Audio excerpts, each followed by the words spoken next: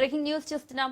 విజయవాడ దుర్గగుడిలో అధికారుల నిర్లక్ష్యం బట్టబయలవుతుంది. నిన్న అమ్మవారి పూజలో ఉపయోగించే పాలలో పురుగు ఘటన మరవక ముందే మరో నిర్లక్ష్యం బయటపడింది. ప్రసాదం వితరణ కేంద్రం దగ్గర భక్తులు విద్యుత్ షాక్ కి గురయ్యారు. దీంతో అధికారులు విద్యుత్ సరఫరా నిలిపివేసి ప్రసాదం పంపిణీ చేస్తున్నారు.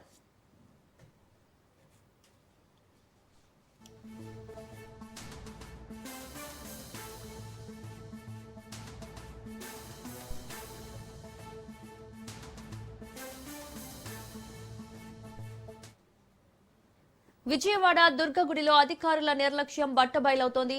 నిన్న అమ్మవారి పూజలో ఉపయోగించే పాలలో పురుగు ఘటన మరవక ముందే మరో నిర్లక్ష్యం బయటపడింది. ప్రసాదం వితరణ కేంద్రం దగ్గర భక్తులు విద్యుత్ షాక్ కి గురయ్యారు. దీంతో అధికారులు విద్యుత్ సరఫరా నిలిపివేసి ప్రసాదం పంపిణీ చేస్తున్నారు.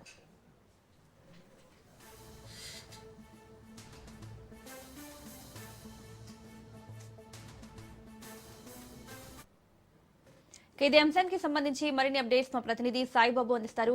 సాయిబాబు, విజయవాడ దుర్గగుడిలో భక్తులు విద్యుత్ షాక్ కి గురైనట్లు తెలుస్తోంది. డీటెయిల్స్ ఏంటి? మౌనిక, విజయవాడలో ఇంద్రకీలాద్రిపై భక్తుల రుడిలో తప్పిన ప్రమాదం. ఉచిత ప్రసాదం వితరణ కేంద్రం దగ్గర కరెంటు షాక్ కొడుతున్న ప్రాంతాలను పరిశీలించిన ఈవో వెంటనే సమస్య పరిష్కరించాలని కరెంటు సిబ్బందిని చేసిన. అదేవిధంగా దుర్గగుడిలో నిర్లక్ష్యం కారణాలు కొన్ని కనబడుతున్నాయి. నిన్న చూస్తే అమ్మవారి అర్చనలో ఉపయోగించే పాలలో పురుగులు రావడం, శుక్రవారం నిర్వహించిన శ్రీచక్రార్చన ఉపయోగించే పాలలో పురుగు రావడంతో పురుగు కనిపించిందని అర్చకులు నిలిపివేసే అర్చకులు ఆవు పాలు కాకుండా వాడుతున్నారని వైను వెంటనే పాలు తీసుకురామని వాట్సాప్ గ్రూప్ లో కూడా మెసేజ్ పెట్టిన అర్చకులు అరగంట తర్వాత గోపాలు తీసుకొచ్చిన సిబ్బంది అర్చకులు నిలిపివేయడంతో అయోమయంలో భక్తులు. ఎందుకంటే ఇది గతంలో కూడా జరుగుతుంది దుర్గగుడిలో. ఎందుకంటే అధికారులు నిర్లక్ష్యం అనేది కొట్టొచ్చినట్టు కనపడుతుంది. అయితే ఈ రోజు మాత్రం కరెంటు భక్తులకు తగిలిన పరిస్థితిలో ఎవరికి ఇబ్బంది లేపడంతో ఊపిరి పీల్చుకున్న భక్తులు. సాయిబాబు, అయితే చాలా ప్రసిద్ధి చెందిన క్షేత్రం ఈ దుర్గమ్మ గుడి ఏదైతే ఉందో, సో ఎందుకు ఈ విధంగా నిర్లక్ష్యం జరుగుతోంది? అధికారులు ఎందుకు ఈ విధంగా నిర్లక్ష్యం వ్యవహరిస్తున్నారు? ఈ అధికారులు కూడా కింద సిబ్బంది నిర్లక్ష్యం వల్లే జరుగుతుందని కూడా అధికారులు చెప్తున్నారు.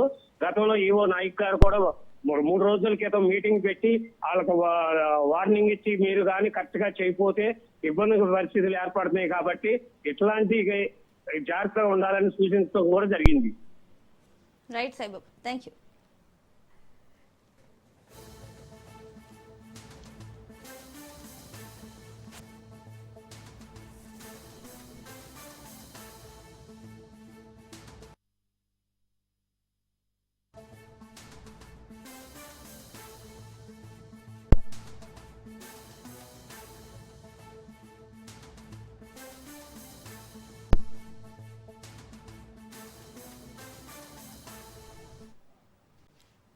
సంక్రాంతి సెలవులు మొదలయ్యాయి. సొంతూళ్లకు పట్టణవాసులు పయనమయ్యారు.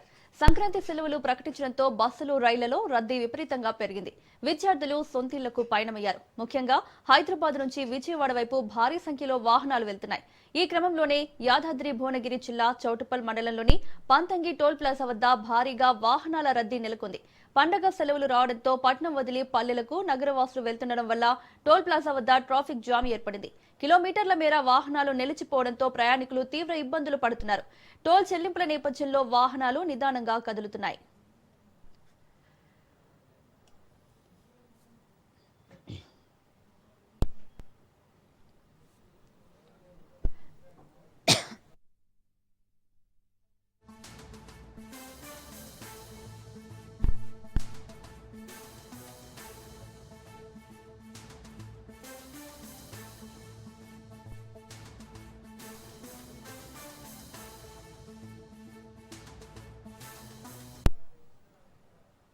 యాదాద్రి భువనగిరి జిల్లాలో సంక్రాంతి పండుగ సందర్భంగా వాహనాల రద్దీ భారీగా పెరిగింది. చౌటుప్పల్ మండలం పంతంగి టోల్ ప్లాజా వద్ద విజయవాడ వైపు వెళ్లే వాహనాల సంఖ్య పెరగడంతో అధికారులు 11 టోల్ బూతులను తెరవగా హైదరాబాద్ వైపు 5 టోల్ బూతులను తెరిచారు. నిమిషానికి సుమారు 20 వాహనాలు వెళ్లేలా చర్యలు తీసుకున్నారు.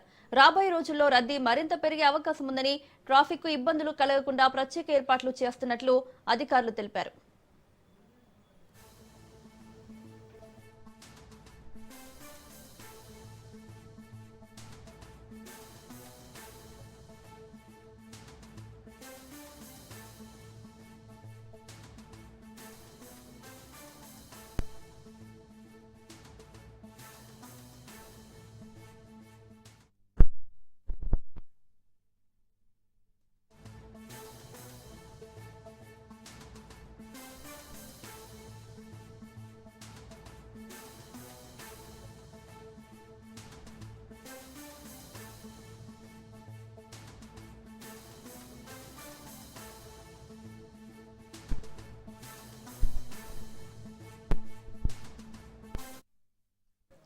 సంక్రాంతి సెలవులు మొదలయ్యాయి. సొంతూళ్లకు పట్టణవాసులు పయనమయ్యారు.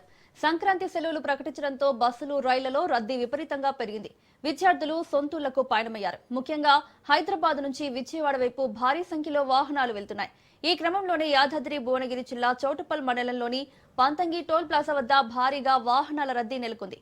పండగ సెలవులు రావడంతో పట్నం వదిలి పల్లెలకు నగరవాసులు వెళ్తుండడం వల్ల టోల్ ప్లాజా వద్ద ట్రాఫిక్ జామ్ ఏర్పడింది. కిలోమీటర్ల మేర వాహనాలు నిలిచిపోవడంతో ప్రయాణికులు తీవ్ర ఇబ్బందులు పడుతున్నారు. టోల్ చెల్లింపుల నేపథ్యంలో వాహనాలు నిదానంగా కదులుతున్నాయి.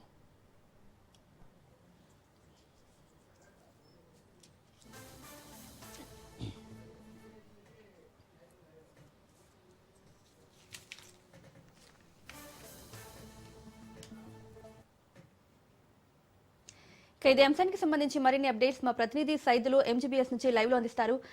సైదులు, సంక్రాంతి పండుగ నేపథ్యంలో నగరవాసులంతా పట్నం వదిలి పల్లెలకు వెళ్తున్నట్లు తెలుస్తోంది. ఈ నేపథ్యంలో ఎక్కువగా ట్రాఫిక్ జామ్ అవుతున్నట్లు తెలుస్తోంది. డీటెయిల్స్ ఏంటి?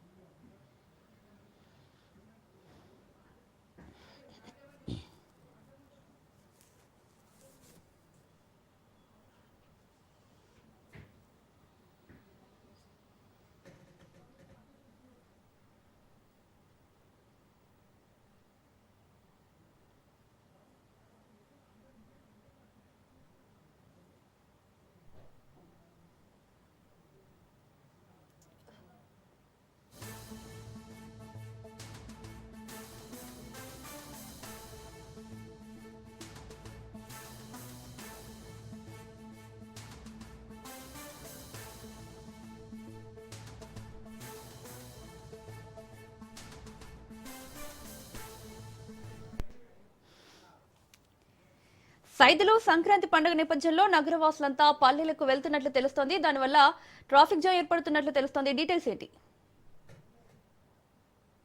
మౌనిక, ప్రస్తుతం మనమైతే మహాత్మా గాంధీ బస్టాండ్ వద్ద ఉన్నాము. సంక్రాంతి పండుగ నేపథ్యంలో పట్టణ ప్రజలందరూ కూడా గ్రామాలకి బయలుదేరి వెళ్తున్నారు. ముఖ్యంగా స్టూడెంట్స్ ఎక్కువ మొత్తంలో వెళ్తున్నారు. ఉదయం నుంచి కూడా విద్యార్థులు ఎంజీబీఎస్ కి బారులు తీరారు. వారందరూ కూడా ఆ యొక్క ప్లాట్ఫామ్ పై వేచి ఉన్నారు, బస్సుల కోసం ఎదురు చూస్తున్నారు. సో సాయంత్రానికి మరింతగా రద్దీ పెరిగే అవకాశం కనిపిస్తుంది. ఇప్పటికే సొంత వాహనాల్లో వీళ్ళందరూ పండగ నేపథ్యంలో ఇంటికి వెళ్తున్న నేపథ్యంలో ఇక మనకి ఎల్బీ నగర్ నుంచి విపరీతమైన ట్రాఫిక్ సమస్య కూడా పెరిగినట్టు తెలుస్తుంది. మనకి పంతంగి టోల్ గేట్ వద్ద వాహనాలు నెమ్మదిగా కదులుతున్నాయి.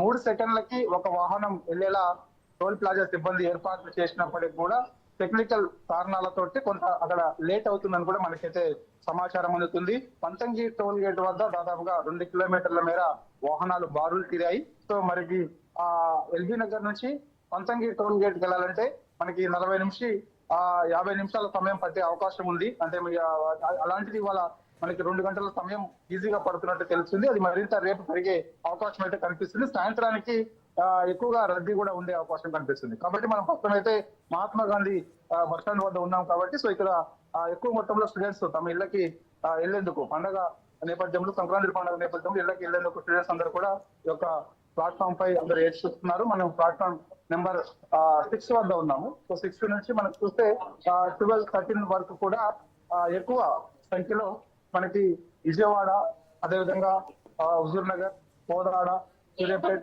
ఖమ్మం, ఇలా నందిగామ ఇటు ఎక్కువగా ఆంధ్ర వైపు వెళ్లే వాహనాలు ఉంటాయి కాబట్టి సో ఇక్కడ ఎక్కువగా రద్దీ ఉంది. కాబట్టి స్టూడెంట్స్ అందరూ కూడా పెద్ద మొత్తంలో ఇక్కడ ఎదుర్కొంటాం.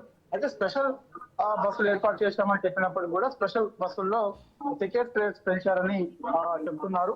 సో అది మనకి కాసేపట్లో క్లారిటీ కూడా వచ్చే అవకాశం అయితే ఉంది. టికెట్స్ ఎంత రేట్ పెంచారు ఏంటనేది కూడా మనకి కాసేపట్లో తెలిసే అవకాశం అయితే కనిపిస్తుంది.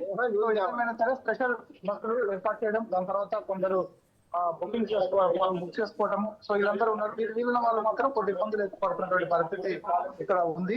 ఎందుకంటే ఓన్లీ రిజర్వేషన్ చేసుకున్న వాళ్ళు మాత్రమే అక్కడ వెళ్ళిపోతున్నటువంటి సిచ్యువేషన్ కనిపిస్తుంది. మిగిలిన వారు అంటే మనకి ఎంజీబీఎస్ నుంచి సొంత గ్రామాలకు వెళ్లేందుకు మిగిలిన వారు రిజర్వేషన్ చేసుకోకుండా వచ్చిన వారు మాత్రం కొంత ఇబ్బంది పడుతున్నారు. రిజర్వేషన్ చేసుకున్న వాళ్ళు మాత్రమే మనకి ఇక్కడ పంపిస్తున్నారు. మిగిలిన వారు మాత్రం కొంత ఇబ్బందులు పడుతున్నారు. వారు వచ్చి దాదాపు అర్ధ గంట సమయం అయినప్పటికీ కూడా వారందరూ కూడా ఇక్కడ ఎదురు చూస్తున్నటువంటి పరిస్థితి బస్ కోసం. ఎందుకంటే బస్సు మనకి యాక్చువల్ గా రిజర్వేషన్ చేసుకున్న బస్సులో కొంత సమయం పడుతుంది. అంటే 9 గంటలకు రావాల్సిన బస్సు 9:30కు వస్తుంది, 9:30కు రావాల్సిన బస్సు 10 గంటలకు వస్తుంది. సో రిజర్వేషన్ చేసుకున్నటువంటి బస్సులే కొంత లేట్ గా వస్తున్న నేపథ్యంలో వారు ప్రయాణికులు వెళ్ళేందుకు కొంత మనకి ఎంజీ మహాత్మా గాంధీ బస్ స్టాండ్కి వచ్చి దాదాపుగా గంటల తరబడి వేచి చూడాల్సినటువంటి పరిస్థితి ఇక్కడ చాలా స్పష్టంగా కనిపిస్తుంది.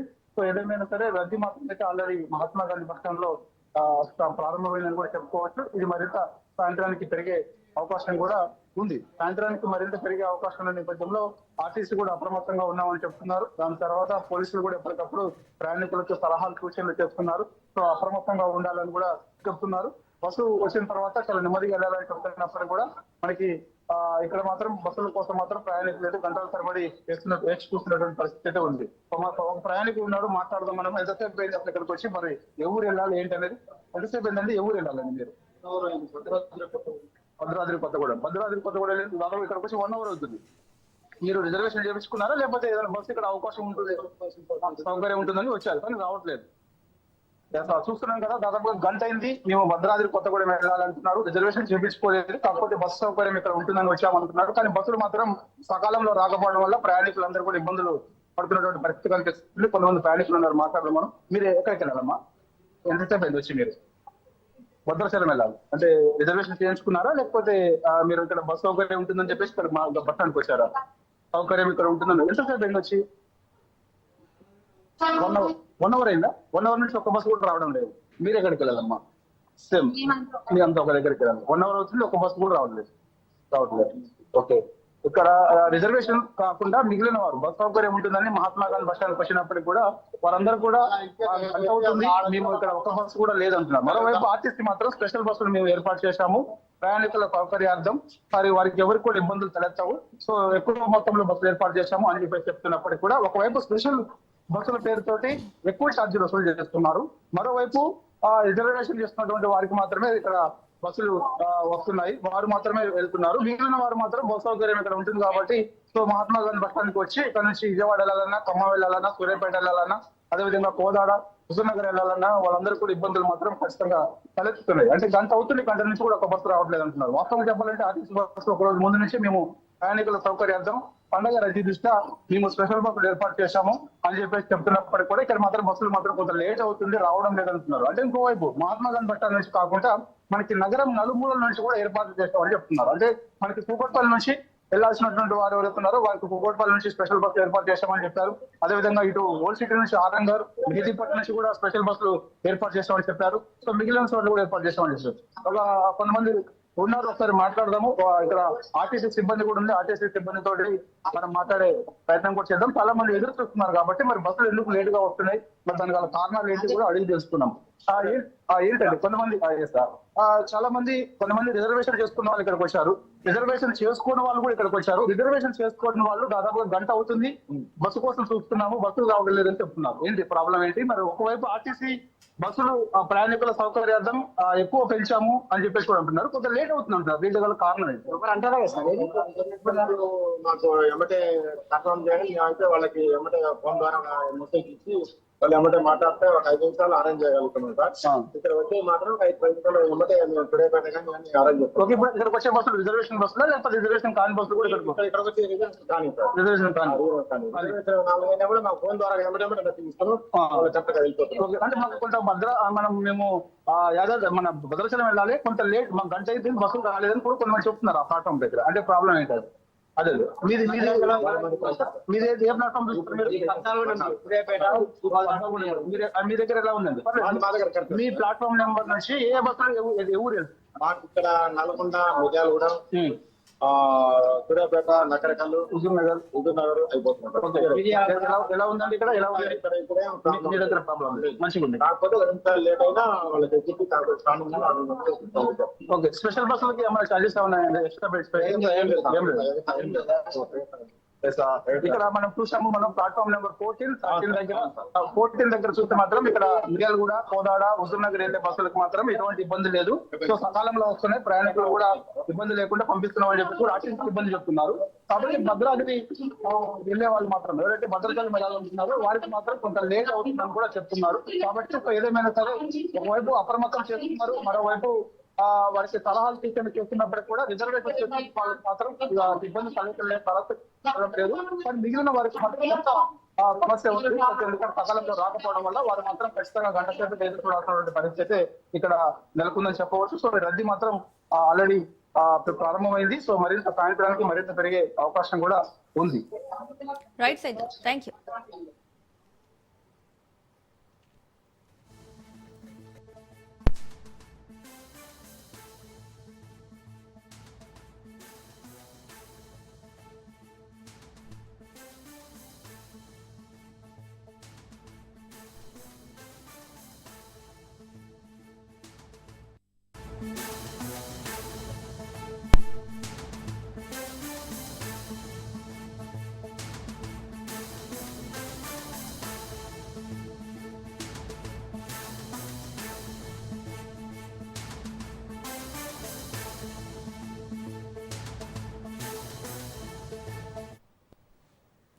బ్రేకింగ్ న్యూస్ చూస్తున్నాం.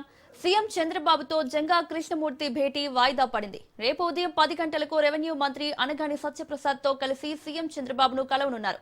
నిన్న తన టీటీడీ సభ్యత్వానికి రాజీనామా చేశారు.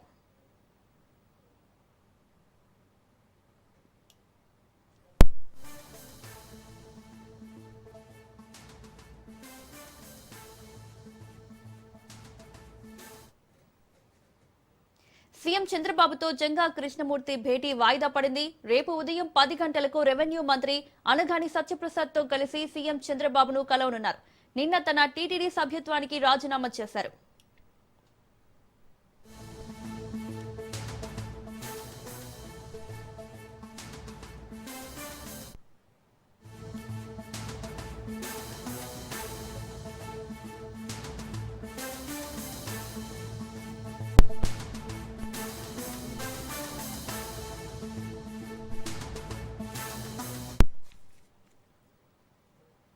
సీఎం చంద్రబాబుతో జంగా కృష్ణమూర్తి భేటీ వాయిదా పడింది. రేపు ఉదయం 10 గంటలకు రెవెన్యూ మంత్రి అనగాని సత్యప్రసాద్ తో కలిసి సీఎం చంద్రబాబును కలవనున్నారు.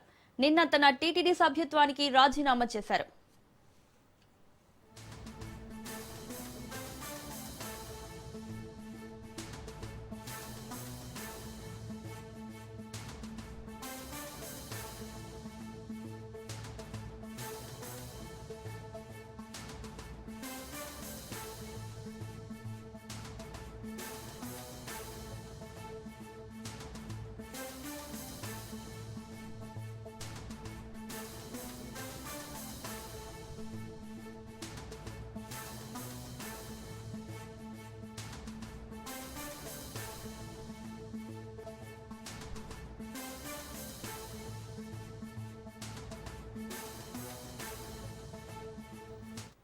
ఇదే అంశానికి సంబంధించి మరిన్ని అప్డేట్స్ మా ప్రతినిధి సంతోష్ అందిస్తారు.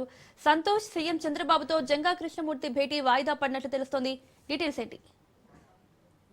ఎస్ మౌనిక, ఏదైతే ఇటీవలే టీడీపీ బోర్డు సభ్యత్వానికి అయితే కనుక జంగా కృష్ణమూర్తి రాజీనామా చేసినటువంటి నేపథ్యంలోనే దానికి సంబంధించినటువంటి ఇప్పటికే సీఎం చంద్రబాబు నాయుడు నుంచి జంగాకి ఫోన్ రావడంతో ఇటు భేటీ కావాలంటూ కూడా వచ్చినటువంటి సమాచారం మేరకు తొలుత ఈ రోజు ఉదయం 10:30 గంటలకు అయితే కనుక భేటీ అవుతారని అనుకున్నప్పటికీ కూడా కొన్ని అనివార్య కారణాల చేత అయితే కనుక ఇటు రేపటికి అయితే వాయిదా వేయడం కూడా జరుగుతుంది. అయితే ఈ నేపథ్యంలోనే దీనికి సంబంధించి అంటే రాజీనామాకి సంబంధించినటువంటి అంశాన్ని ఇప్పటికే మంత్రి అనగాని సత్యకుమార్కి అయితే కనుక ఈ యొక్క జంగా కృష్ణమూర్తి వ్యవహారాన్ని అయితే అప్పచెప్పడం కూడా జరుగుతోంది. దీనికి సంబంధించి పూర్తి డీటెయిల్స్ మంత్రి అనగానితో మాట్లాడే పరిస్థితులు కూడా ఏర్పడుతూ ఉంటాయి. ఎందుకంటే ఇది స్థలానికి సంబంధించినటువంటి వ్యవహారం. అదేవిధంగా రెవెన్యూ మంత్రిగా అయితే కనుక అనగాని సత్యప్రసాద్ అయితే ఉన్నటువంటి నేపథ్యంలోనే ఇటు ఆ స్థలానికి సంబంధించినటువంటి అంశం కావచ్చు, అదేవిధంగా ఇంకో చోట కేటాయించే పనిలో ఉన్నటువంటి పరిస్థితులు కూడా ఏర్పడతా ఉన్నాయి. దీనికి సంబంధించినటువంటి స్థలానికి సంబంధించినటువంటి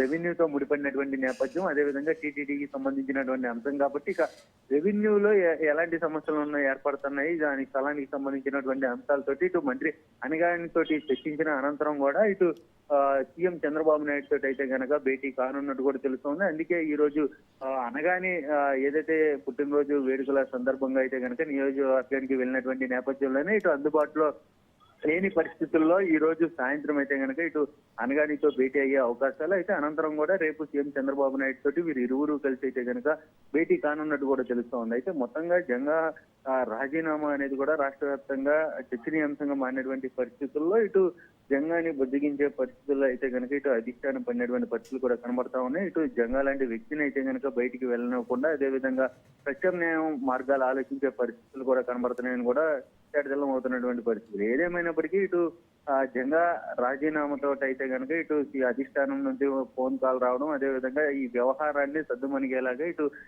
అధిష్టానం కొన్ని చర్యలు చేపడుతున్నట్టు కూడా తెలుస్తా ఉంది. మొత్తంగా చూసుకున్నట్లయితే కనుక చంద్రబాబు నాయుడికి ఎటువంటి మాట రాకూడదు, అదేవిధంగా ఎలాంటి ఇబ్బందులు రాకూడదనే విషయాలతోనే ఇటు రాజీనామా చేస్తాను అంటున్నటువంటి నేపథ్యంలోనే ఇప్పుడు ఆ రాజీనామాను వెనక్కి తీసుకుంటారా సీఎం చంద్రబాబు నాయుడు భేటీ అనంతరం కూడా ఆ రాజీనామా వెనక్కి వెళ్లి మరోసారి బోర్డు సభ్యునిగా కొనసాగిస్తారా, లేదంటే టీటీడీ వేరే చోట అయితే కనుక ఈ యొక్క స్థలం కేటాయిస్తుందా, వీటన్నిటిపై కూడా ఒక క్లారిటీ అనేది కూడా రానున్నట్టు తెలుస్తూ ఉంది. Right Santosh, thank you.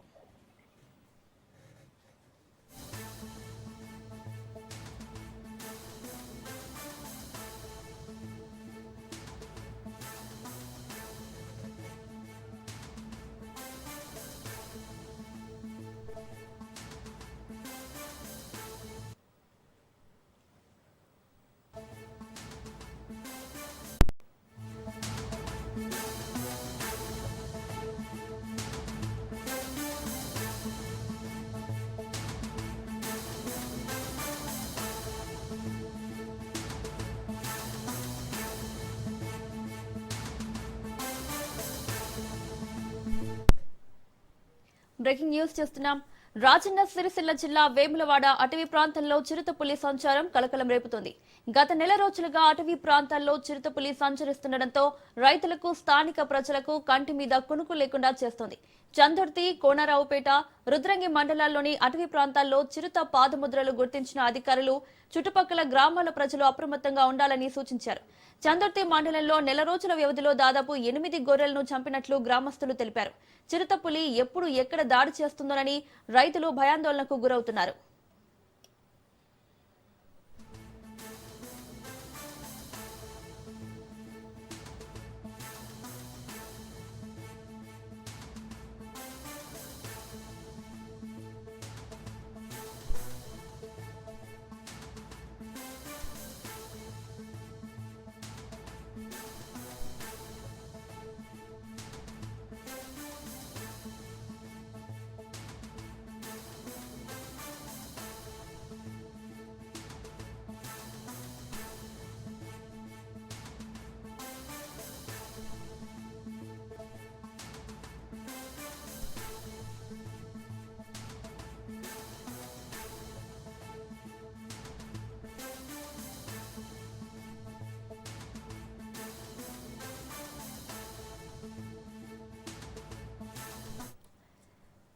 ఇదే అంశానికి సంబంధించి మరిన్ని అప్డేట్స్ మా ప్రతినిధి రవీందర్ అందిస్తారు. రవీందర్, వేములవాడ అటవీ ప్రాంతంలో చిరుతపులి సంచరిస్తున్నట్లు తెలుస్తోంది, డీటెయిల్స్ ఏంటి? మౌనిక, వేములవాడ ప్రాంతంలో గత కొన్ని రోజుల నుంచి అయితే ఒకవైపు చిరుతపులి సంచారం అయితే కొనసాగుతుంది.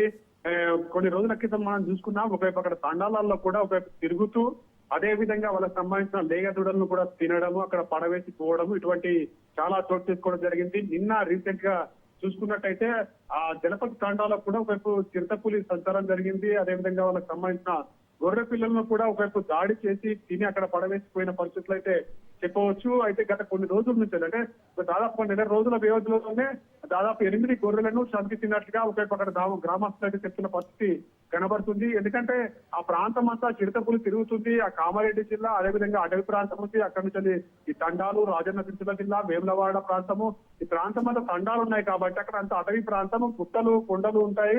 అదేవిధంగా మొత్తం వన్యప్రాణంలో సంచరించే అవకాశం ఉంటుంది కాబట్టి చిరుతపులి మాత్రం అక్కడ సంచారం జరుగుతుందని గత నెల రోజుల నుంచి ఫారెస్ట్ అధికారులకు అయితే సమాచారం అందించడం జరిగింది. ఫారెస్ట్ అధికారులు వచ్చి దాని పుట్టుమాలకు అయితే తీసుకున్నారు. కానీ ఇప్పటి వరకు కూడా చిరుతపులిని పట్టుకోకపోవడంతో గ్రామస్తులు ఆందోళన చెందుతున్న పరిస్థితి కనబడుతుంది. వాళ్ళ గొర్రెల మందల పైన దాడి చేస్తూ ఒకవైపు ఆ గొర్రెలను తింటూ ఆడ పడవేసి పోతుంది. లేగదూడలను కూడా అవి అటాక్ చేసి తింటుంది. ఒకవేళ మనుషుల పైన గిట్ట అటాక్ చేసినట్టయితే మనుషుల ప్రాణహాని కూడా కలిగే అవకాశం ఉంటుంది. కానీ ఫారెస్ట్ అధికారులు దాన్ని పట్టుకునే ప్రయత్నం చేస్తలేరు. ఎందుకంటే పట్టుకోవాలంటే సీసీ కెమెరాలు ఏర్పాటు చేయాలి. కొన్ని చోట్ల చెట్లకు అక్కడిక్కడ, అదే విధంగా అక్కడ బోన్లు ఏర్పాటు చేసినట్టయితే దాన్ని పట్టుకునే అవకాశం ఉంటుంది. కానీ దాన్ని నామమాత్రంగా వస్తున్నారు, చూస్తున్నారు, వెళ్తున్నారే కానీ దానిపైన చర్యలు తీసుకుంటలేరు. దాన్ని పట్టుకునే ప్రయత్నం చేస్తున్నారనే కోణంలో కూడా గ్రామస్తులు అయితే ఆవేదన వ్యక్తం చేస్తున్న పరిస్థితి కనబడుతుంది. ఆ చిరుతపులి సంచారం ఇదే విధంగా ఆ చుట్టుపక్కల ప్రాంతంలోనే మొత్తం తిరుగుతుంది. కానీ ఆ ఫారెస్ట్ అధికారులు దాన్ని పట్టుకోవడంలో విఫలమయ్యారనే కోణంలో కూడా గ్రామస్తులు చెప్తున్న పరిస్థితి కనబడుతుంది. ఇప్పటికైనా కానీ దానిపైన దృష్టి పెట్టి ఆ సీసీ కెమెరాలు ఏర్పాటు చేసి, బోన్లన్నా ఏర్పాటు చేసి కంపల్సరీ చిరుతపులిని పట్టుకోవాలా, లేదంటే మేము ఏ విధంగా ఉండాలి, ఎట్లా బతకాలి, మా గొడ్డు గోవిద ఏ విధంగా ఉంటుంది, మా మందలను ఎవరు కాపాడతారనే కోణంలో కూడా ఆ గ్రామస్తులు ఆవేదన వ్యక్తం చేస్తున్న పరిస్థితి కనబడుతుంది. మౌనిక, రవీందర్, అయితే నెల రోజులుగా చిరుతపులి సంచరిస్తున్నప్పటికీ ఫారెస్ట్ అధికారులు ఎందుకు ఇంత నిర్లక్ష్యం వ్యవహరిస్తున్నారు? మీరు అన్నట్టుగా దాదాపు నెల రోజుల నుంచి వెళ్ళి ఆ చిరుతపులి సంచారం అక్కడ జరుగుతుంది. ఆ తండాలు కావచ్చు, ఈ కామారెడ్డి జిల్లా, అదేవిధంగా సిరిసిల్ల జిల్లా కొన్ని నియోజకవర్గాలలో ఆ మొత్తం ప్రాంతం అంతా కూడా ఆ గుట్టల ప్రాంతాలు ఉంటాయి, అటవీ ప్రాంతం ఉంటుంది. దానంతా ఆ వ్యవసాయ భూమికి సంబంధించిన వాళ్ళే అక్కడ నివాసం ఉంటారు. ఆ తండలలో మాత్రం చాలా వరకు ఆ గొర్రెలు కావచ్చు, మేకలు, అదే విధంగా వాళ్ళకి సంబంధించిన లేగ దూడలు ఉంటాయి. వాళ్ళు బయటకు వెళ్ళాలంటే కంపల్సరీ వాటిని మేపడానికో బయటకు వెళ్లాల్సి ఉంటుంది. కానీ ఈ విధంగా చిరుతపులి అటాక్ చేయడంతో కూడా మాకు ఇబ్బందికరంగా మారుతుందని ఫారెస్ట్ అధికారులకు గత కొన్ని రోజుల నుంచి చెప్పుతున్నారు. కానీ వాళ్ళు వచ్చి ఫుట్ మార్క్స్ చూస్తున్నారు, జరిగిన ప్రాంతాన్ని పర్యవేక్షిస్తున్నారు, అంతే తప్పించి ఆ పులిని పట్టుకోవడంలో మాత్రం వీళ్ళు విఫలమవుతున్న పరిస్థితి కనబడుతుందని స్పష్టంగా గ్రామస్తులు అయితే చెప్తున్న పరిస్థితి కనబడుతుంది. ఎందుకంటే ఫారెస్ట్ అధికారులు కంపల్సరీ దాన్ని పట్టుకునే దిశగా వెళ్ళాలి. ఎందుకంటే చిరుతపులి సంచారం ఎక్కడి నుంచి వెళ్ళి ఎంత ప్రాంతంలో జరుగుతుంది, ఎంత మీటర్ల మేర జరుగుతుంది, ఎన్ని కిలోమీటర్ల మేర అది సంచరిస్తుందనే కోణంలో కూడా అక్కడ సీసీ కెమెరాలు చెట్లకు అమర్చినట్టయితే కంపల్సరీ అది దానికి సంబంధించిన విజువలైజేషన్ దొరుకుతుంది. దాన్ని ఎక్కడ పెట్టాలి, బౌన్స్ ఏ విధంగా దాన్ని పట్టుకునే దిశగా వెళ్ళాలనే కోణంలో మాత్రం ఫారెస్ట్ అధికారులు దాన్ని పాటించాలి. కానీ అప్పటి వరకు మాత్రం అక్కడ పట్టుకునే దిశగా పోతున్నట్టు స్పష్టంగా కనబడుతుంది. ఇప్పటికైనా పట్టుకోవాలని గ్రామస్తులు ఆవేదన వ్యక్తం చేస్తున్న పరిస్థితి కనబడుతుందని చెప్పొచ్చు. Mounika, right Ravinder, thank you.